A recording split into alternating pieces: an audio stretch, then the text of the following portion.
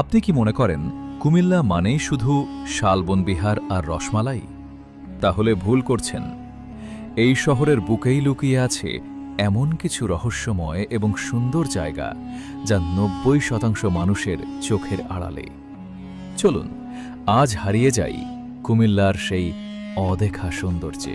জাহাপুর জমিদার বাড়ি মুরাদনগর উপজেলায় অবস্থিত। এটি একটি বিশাল ও প্রাচীন জমিদার বাড়ি যা বাংলার ইতিহাসের সাক্ষী।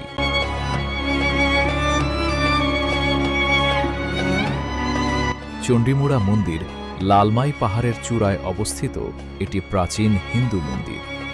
এখান থেকে আশেপাশের সুন্দর দৃশ্য দেখা যায়। ময়নামতি রানীর কুঠি, স্থানীয়দের কাছে এটি রানীর বাংলা নামে পরিচিত। এটি কোটবাড়ি এলাকায় ওয়ার সিমেট্রির খুব কাছে, অথচ পর্যটকদের ভিড় কম থাকে। ইটাখোলা মুড়ারুপ্পান মুড়ার ঠিক বিপরীতে অবস্থিত এটি একটি প্রাচীন বৌদ্ধ স্তূপ ও বিহারের ধ্বংসাবশেষ। নবশালবন বিহার কোটবাড়ি এলাকায় অবস্থিত। এটি তুলনামূলক নতুন প্রত্নতাত্ত্বিক নিদর্শন যা খনন করে বের করা হয়েছে। গোমতী নদীর পাড় কুমিল্লা শহরের পাশ দিয়ে বয়ে যাওয়া গোমতী নদীর পাড়।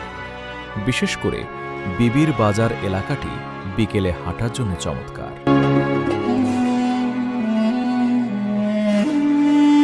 গোয়াইঘর বাইতুল আজগর ৭ গম্বুজ জামে মসজিদ। ৭ গম্বুজ বিশিষ্ট এই মসজিদটি অনন্য স্থাপত্যের নিদর্শন। রূপসাগর পার্ক শহরের কোলাহল থেকে দূরে প্রকৃতির মাঝে সময় কাটানোর জন্য এটি শান্ত জায়গা।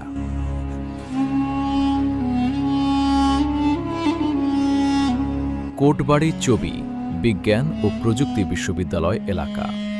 এই এলাকার আশেপাশের পাহাড় ও সবুজ প্রকৃতি খুবই মনোরম। কুমিল্লা সিটি পার্ক শহরের ভেতরেই অবস্থিত একটি আধুনিক পার্ক যা সবুজে ঘেরা।